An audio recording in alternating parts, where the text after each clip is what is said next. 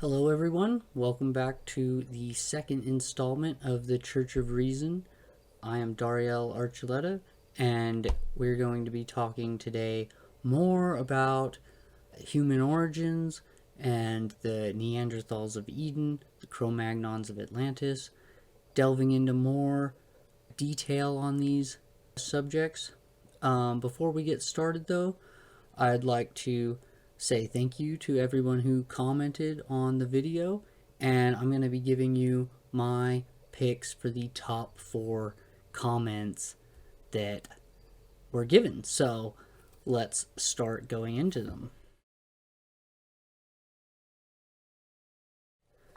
Now, the first one comes from someone named Jungle Jargon, who says, I can prove that Neanderthals were Japhethites and Denisovans were a mix of African and Japhethite.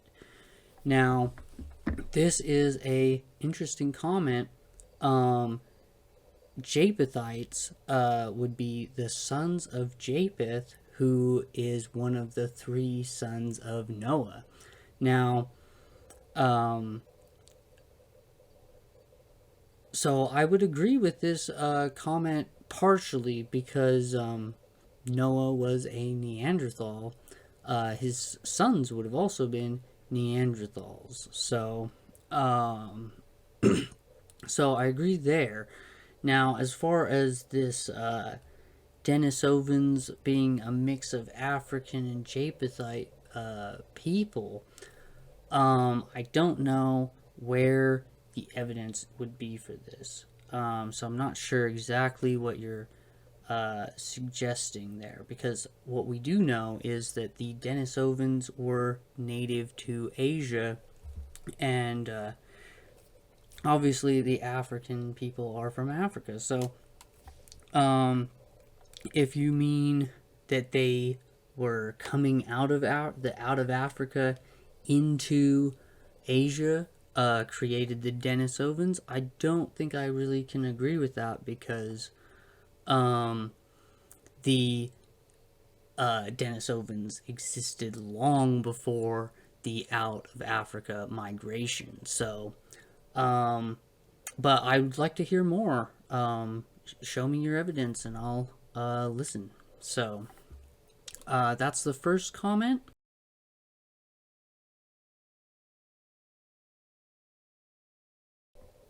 The next comment comes from a man named Richard Fox, who writes, interestingly, Eden was supposed to be in Mesopotamia. However, the earliest human remains so far were discovered in Africa. Eden, of course, is a myth. So, as I was saying in the Neanderthals of Eden video, when we're talking about the Garden of Eden, it is talking about Mesopotamia, so I do agree with you on that. However, the inhabitants of the Garden of Eden would not have been the anatomically modern humans that we find in Africa. You're right about the earliest people being in Africa, but what we're talking about is the Neanderthals, who did occupy Mesopotamia during the Ice Age. So when we're talking about, the Garden of Eden, Adam and Eve, Noah, all these people that you see in Genesis, we're talking about a Neanderthal heritage from the Stone Age. So not the same people that came out of Africa later on. So I hope that clears some things up. The next comment comes from someone named AA, who writes, Java Man was found by someone appearing to be heavily influenced by Ernst Haeckel, who falsely purported his fish embryonic illustrations as evidence for Darwin's theory, even going as far as teaching his students this theory of his biogenetic law. The fossils used to identify Java Man were found separately but claimed to be from the same species, Pithecanthropus erectus, a term coined by Haeckel for at least a decade before Du Bois made the discovery. I'm not I'm not fighting for either side. It's just important to remember that we are human and fallible, and more times than not believe in something because it's what we were taught in school or heard it repeated enough times. No one is going to look into something that they think they already have the answer to. Well, let's go over this comment from the last statement here. No one is going to look into something that they think they already know the answer to. Well, I would hope that wouldn't be the case, because if we look in the Bible, if we look in evolution, we can find a consistency across all these different mindsets. All these different ideas have a way of coming together and actually giving evidence for each other. So I mentioned this in the final segment of the video, that I would encourage everyone to just look into things that they don't believe in, because more times than not we can find consistency across the map. So now this at the beginning here, you say Java Man was found by someone appearing to be heavily influenced by Ernst Haeckel. And so I didn't know about this man, but since I got the comment, I looked him up and started to find what this guy was about. Now, you're right when you say that he purported his fish embryonic illustrations as evidence for Darwin's theory. So what these were was a series of illustrations showing the different forms of life, several different forms of life in an embryonic state as it developed over time, and each used three different phases of this development. So when we look at the image here, we see the fish, I believe it's a turtle, a bird, a pig, a dog, and a human. And basically what this guy did was he tried to use these different embryo drawings to show the similarities that things have when they're developing in the early phases of life. And as they develop, they become, more diverse. And this was to demonstrate the ladder of evolution. So with the human, it is very similar to the dog and the pig, which are both mammals. And then with the bird and the frog, or the bird and the lizard, turtle, they're more similar to each other. And then, of course, the fish and the turtle are fairly close as well. So it was really just to demonstrate that, there's a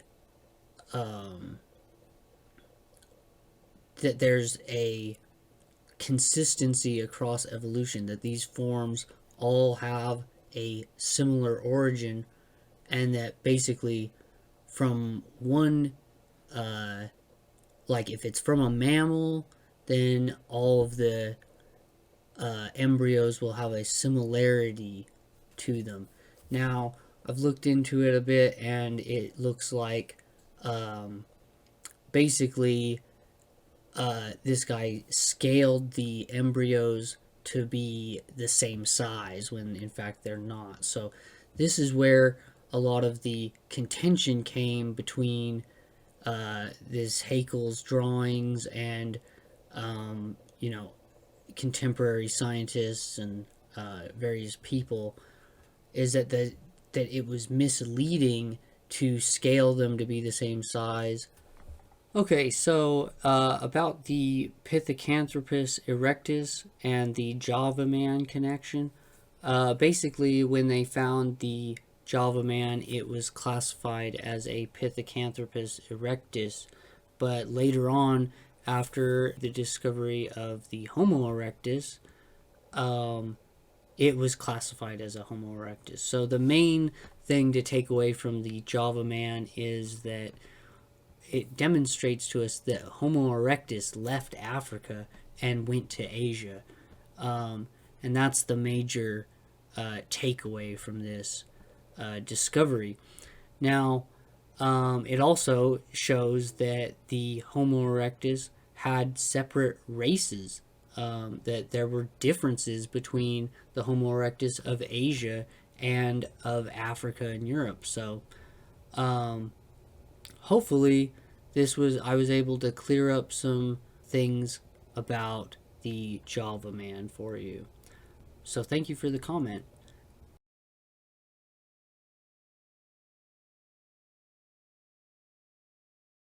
The final comment comes from someone named Victoria P, who writes, research the RH blood types. There you've got a real mystery and where some real answers would be found. Now, let me just tell you, this led me on to a gigantic quest to solve the RH factor mystery. But I did some research into it, and it turns out that it is very rare to have RH negative blood.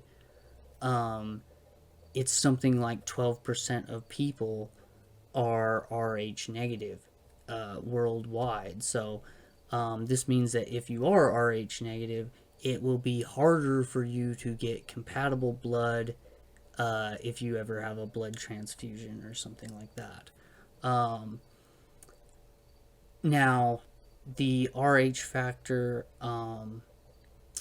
is there's one place on this planet where it is highly likely that you will be Rh negative. And that is a location in northern Spain and bordering on France. A section of this land is actually in France, okay? And the people who live there, who have this Rh negative dominant culture, are an indigenous people called the Basque. And the Basque are uh, very interesting. I started looking into their culture and their history, and it turns out that while these people have been conquered by many different nations, the Spanish occupy the land now. And I'm sure other nations have, fought over the land. However, despite being conquered many times, the landscape and the people there were able to remain isolated from, you know, mixing with other people and everything. And their culture is much as it was, it's preserved very well. So, um, now, as I was saying, they have a high rate of Rh negative blood in their uh, heritage, right? So, um, also interestingly, their language is completely unknown, um, has unknown origins. We don't know how it links to other languages. Seems like there isn't any language that is connected to it. This is contradictive to the rest of Europe, where if you speak English, German, French, Spanish, all of these languages have ties directly back to Latin. Um, so um, this one doesn't. This is a older language than was previously. You know, it predates the Latin language, which suggests that these people date back to some of the first European inhabitants um, ever. You know, now there's also an interesting thing that happened to me. While I was researching all of this, I met with my aunt, who is a she's basically an enthusiast of you know heritages and looking into family heritages like our own. And what she revealed to me was shocking because I always knew that my family had came from Spain to America, right? But what I didn't realize was that we were actually not Spanish people. We were Basque. So while I was doing all this research into the Basque and studying all this stuff, I didn't realize that I was actually studying my own heritage. Now, what does this have to do with Genesis? What's this got to do with all these things, right? Well, in the previous video, we talked about the Cro Magnons of Atlantis, right? So, the Cro Magnons are people of Europe. They're people who predate the other European people, and they go back before, obviously, the Latin language, long before that. So, the evidence is there that these people are basically the remnants of the original Cro Magnon people who settled here from Atlantis. Okay, possibly even being the people who escaped Atlantis when it sank.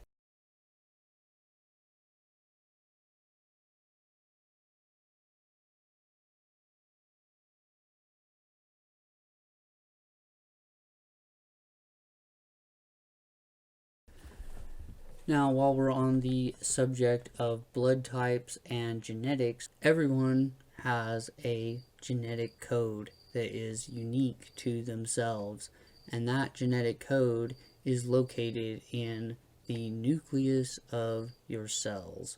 And it's that genetic code that gives you your individuality and makes you you, okay? But outside the nucleus of the cell is the mitochondrial DNA. And this DNA comes from the mother's side of your family.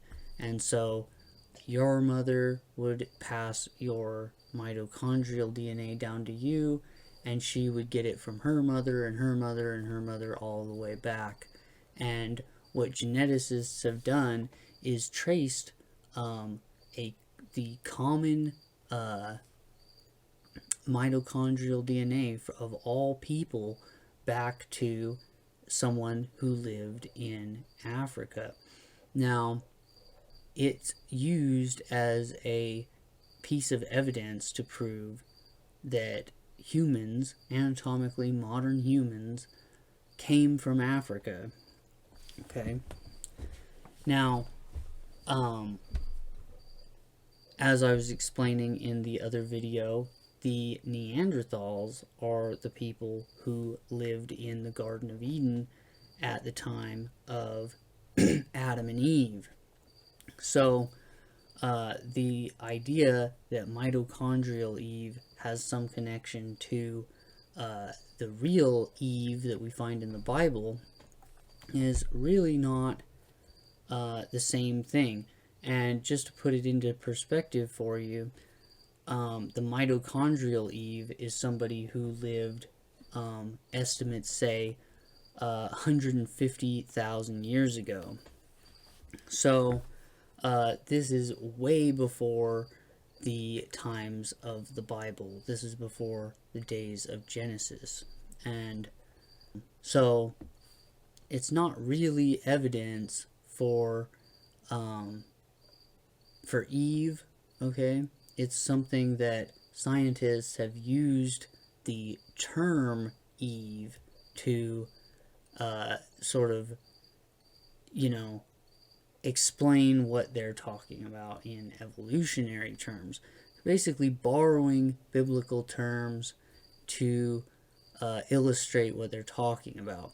And this has led to a lot of confusion as far as like articles and things that have been published. Okay, when this first happened, I believe it was the 1980s when they talked about this originally, and people started saying, "Oh, they found Eve. They found Eve." Right? Well, um, in reality, they found a human ancestor that is the mother of all people. Basically, she's the person who contributed her DNA to everybody living now. Okay. Now, this can be misconstrued to seem like it's talking about the same thing, when in reality, this person lived far longer ago than the actual Eve. Okay. Now, I find all this information very fascinating, and what I want to promote here is the idea of the mitochondrial DNA and being able to use it to trace back lineages. Okay? Now, an interesting fact from the Jewish perspective is that it follows the mother's line of descent. So, if your mother is Jewish, then you'll be born Jewish, okay? And this should go back all the way to the biblical days, okay? So, what we can do in theory here is take the mitochondrial genetic codes of Jewish people living today and trace it back to the patriarchs, and even go back to the days of Noah and the days of Adam and Eve. So this is amazing, okay? And if we can do this and trace it back and prove that the Jewish people came from Mesopotamia in the early days, in the antediluvian world, then this will prove the Bible, and it will prove what I'm talking about in the Church of Reason. And so this is the evidence, this is the avenue that we want to go down to prove what I'm talking about. Now, by doing this, we will be able to find true Eve and locate the time frame that they lived, and hopefully be able to link their lineage to the Neanderthal lineage of the people who lived in the Middle East, okay? And so this is a huge endeavor to go down, and it's going to be a little tough, but I think that if we are persistent, we'll be able to pull this off and be able to prove and find true Eve in the exact same way that geneticists have found mitochondrial Eve. It's the same concept with a different goal here.